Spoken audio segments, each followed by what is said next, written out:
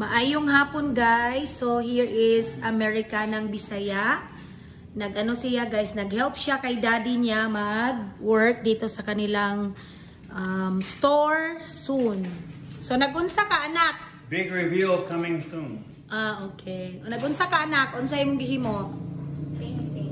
Nag-painting, nag-help ka kay daddy nag Pintura ko. Nagpintura ka. Ganina ka nagpintura, wala mo klase? Naa.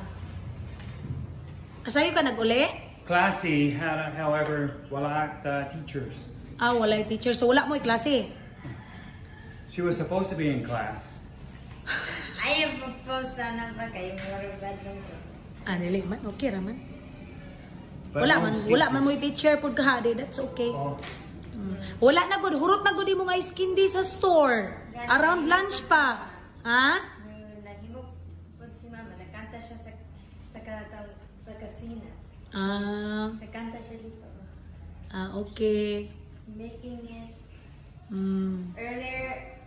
Katong ganina ako nagpalit ng mga ingredients kanina. Sa ingredients sa imong ice candy. So guys, very ano talaga yan siya guys. Naggawa sila ng ice candy kasi naubos na yung ice candy namin today.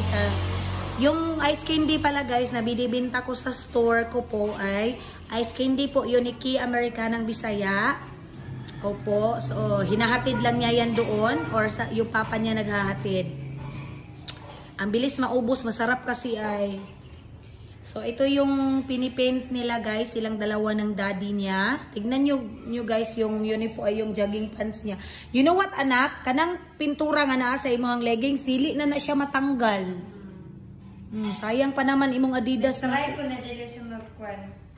No, dili na matanggal no. Guwapa kayo ka ana imong kanang opo like that. Yes, thank you. So, ayan guys. Dito guys lahat si Kuya Kelvin ang nag-work dito. Itong mga ganyan guys, mga wooden na like that. Si Kano po ang nag-make. And also this one. Siya yung naggawa. Yan. And then, yeah, everything. Siya yung nag-paint lahat. As in.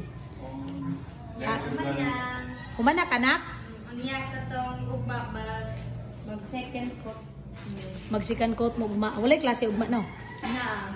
Sa hapon lang. Human sa klase. Tunan, all day. All day niya. Dili kami espila ugma? Sila. So sa hapon, mag-help lang ka, magpinting. Dili. Si daddy ang mag-paint. After school. After school, mag-paint ka. Okay. Ano, Jude? Nag-vlog ka? Nag-video ka ganina? Yes. Okay, good. Gina-encourage ko talaga yan siya guys na mag-video all the time. Minsan wala siyang pasensya na mag-vlog sa kanyang sarili. Pero ini-encourage ko siya. Kaya ako, pinagawa ko talaga siya ng Facebook account niya talaga ng sa kanya. At ini-encourage ko siya palaging mag-upload. O sa mga nagsasabi dyan na ganito, ganyan, wala ko kayong alam po. Okay? Yan. So, next is something. Hi, salamat guys. Salamat all. Salamat sa mga followers. Opo. And also a subscriber for my YouTube channel because I've been uploading there. Salamat po sa mga subscribers sa YouTube. Ngayon, Tita Maymay. Tita Emma. Opo. So sa mga hindi pa po nakakaalam guys, yung mama ni Key Americanang Bisaya ay kapatid ko po, ate ko. And then yung mga bata po nakasama sa video, mga fill-am po yun sila, mga anak ko po yun. Ngayon guys, ipapakita. Love you na. Love you too. Ipapakita ko sa inyo yung daddy niya guys. Very busy.